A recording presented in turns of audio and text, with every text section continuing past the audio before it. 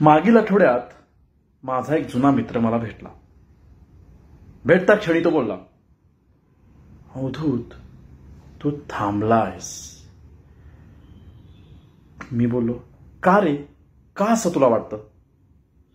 त्यावर तो उत्तरला, अरे कित्येक दिवस झाले तुझा व्हिडिओच नाही बघितला.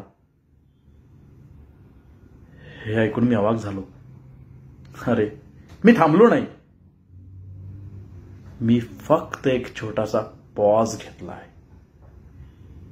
बऱ्याचदा असं होतं, जसं वाक्यामध्ये एका अर्थपूर्ण पॉजची गरज असते, तसंच आयुष्यामध्ये दुपटीने पुढे जाण्यासाठी एका छोट्या पॉजची गरज असते. पॉज घेणे म्हणजे थांबणे नाही. आणि बऱ्याचदा आपण त्या पॉजला थांबणे असं समजतो आणि तिथंच हरायला सुरुवात होते. लक्षात ठेवा, जर जिंकायचं असेल, आयुष्यामध्ये दुप्पट स्पीडने पुढे जायचं असेल, तर एका पॉजची गरज आहे.